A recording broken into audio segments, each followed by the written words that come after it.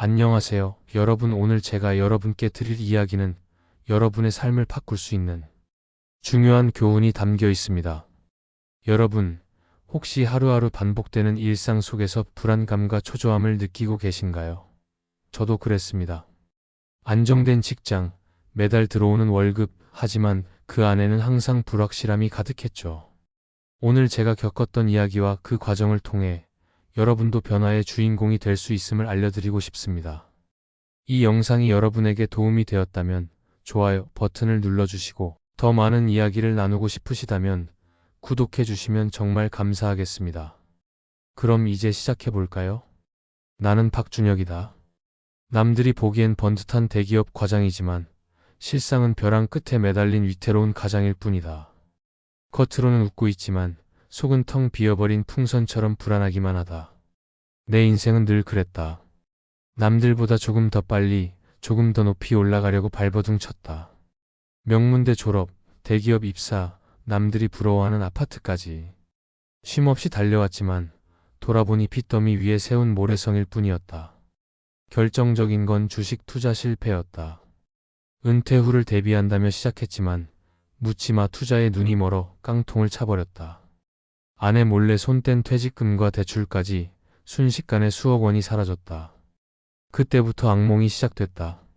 매달 돌아오는 카드값과 대출 이자를 막기 위해 밤낮 없이 일했다.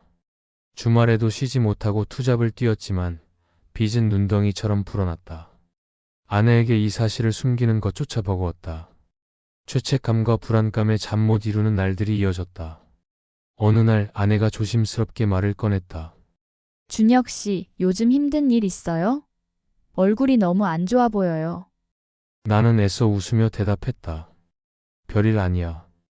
회사 일이 좀 많아서 그래. 하지만 아내는 내 눈을 똑바로 보며 말했다. 거짓말하지 마세요. 당신 뭔가 숨기고 있죠? 결국 나는 모든 사실을 털어놓았다. 아내는 충격의 말을 잇지 못했다. 한참 동안 침묵이 흘렀다. 어떻게 이럴 수가 있어요? 아내의 목소리가 떨렸다.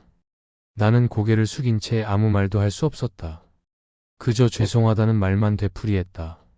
그날 이후 집안 분위기는 걷잡을 수 없이 냉랭해졌다. 아내는 나를 차갑게 대했고 아이들도 눈치를 보며 말을 아꼈다. 나는 가족들에게 씻을 수 없는 상처를 줬다는 생각에 괴로웠다. 더 이상 버틸 힘조차 남아있지 않았다. 모든 것을 포기하고 싶다는 생각마저 들었다. 그러던 어느 날 퇴근길에 우연히 낡은 서점을 발견했다.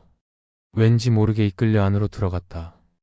책 냄새가 가득한 공간에서 나는 한 권의 책을 발견했다. 제목은 없었다. 낡은 표지에 희미하게 글자가 새겨져 있을 뿐이었다. 책을 펼치자 낯선 단어들이 눈에 들어왔다. 돈의 시스템, 가치 스케일 변화. 나는 그 책에 빠져들었다.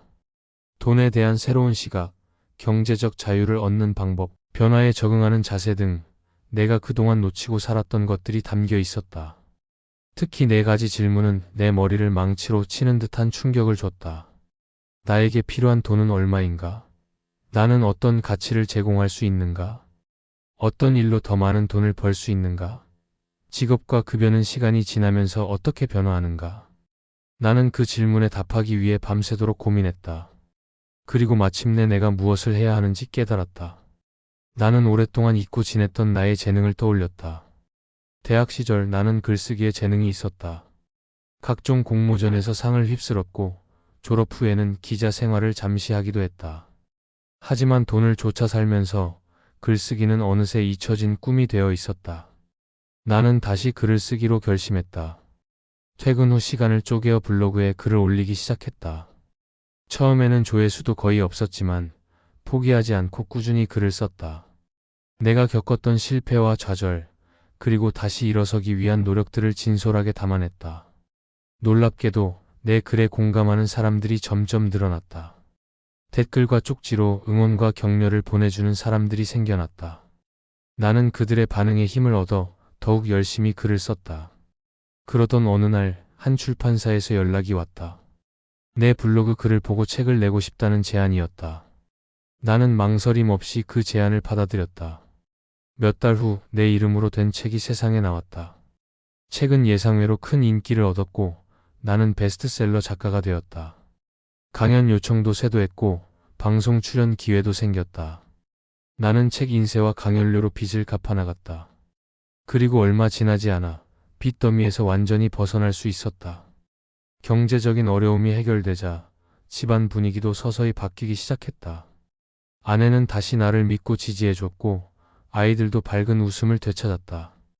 우리는 함께 여행을 가고 맛있는 음식을 해먹으며 행복한 시간을 보냈다. 나는 가족들에게 진심으로 사과했다. 미안해. 내가 너무 어리석었어. 이제부터는 돈에 휘둘리지 않고 너희들과 함께 행복하게 살아갈게. 아내는 눈물을 글썽이며 나를 안아줬다. 괜찮아요. 이제 다 잘 될 거예요. 나는 벼랑 끝에서 다시 피어난 꽃처럼 절망을 딛고 일어섰다. 돈에 대한 맹목적인 욕심을 버리고 진정한 가치를 추구하며 살아가기로 결심했다.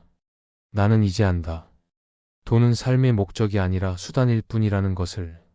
진정한 행복은 돈으로 살 수 있는 것이 아니라 가족과의 사랑, 친구와의 우정, 그리고 나 자신의 성장에서 얻을 수 있다는 것을. 과거의 나처럼 돈 때문에 힘들어하는 사람들에게 해주고 싶은 말이 있다. 돈에 휘둘리지 마세요. 돈은 감정에도 반응하지만 결국 확률과 시스템으로 움직입니다. 돈의 원리를 이해하고 자신만의 시스템을 만드세요. 그리고 가장 중요한 것, 자신이 진정으로 원하는 삶이 무엇인지 고민하고 그 가치를 실현하기 위해 노력하세요. 절망의 순간에도 포기하지 않고 자신을 믿고 나아가세요. 그러면 반드시 벼랑 끝에서도 다시 피어나는 꽃처럼 아름다운 결실을 맺을 수 있을 겁니다. 오늘 제가 여러분과 나눈 이야기가 조금이나마 도움이 되었기를 바랍니다. 인생은 언제나 예측할 수 없는 파도처럼 밀려옵니다. 그렇지만 그 파도를 두려워하지 않고 오히려 타는 법을 배우는 것이 중요하다는 것을 깨달았습니다. 돈은 우리의 삶을 편안하게 해주는 도구일 뿐입니다. 중요한 것은 돈에 휘둘리지 않고 우리가 진정으로 원하는 삶을 살 수 있는 선택의 자유를 갖는 것입니다. 변화를 두려워하지 마세요. 때로는 고난이 우리를 성장하게 만들고 새로운 기회를 열어줄 수 있습니다. 여러분도 자신만의 질문을 던져보세요. 나는 어떤 가치를 제공할 수 있을까? 내가 진정으로 원하는 삶은 어떤 모습일까? 이 질문들을 통해 여러분의 삶에 긍정적인 변화를 만들어 가시길 바랍니다. 오늘의 이야기가 도움이 되셨다면 좋아요 버튼을 눌러주시고 구독도 잊지 마세요. 댓글로 여러분의 생각이나 경험을 공유해 주시면 정말 기쁠 것 같아요. 여러분의 소중한 이야기를 듣고 싶습니다. 다음 영상에서도 더 많은 이야기로 찾아뵙겠습니다. 감사합니다.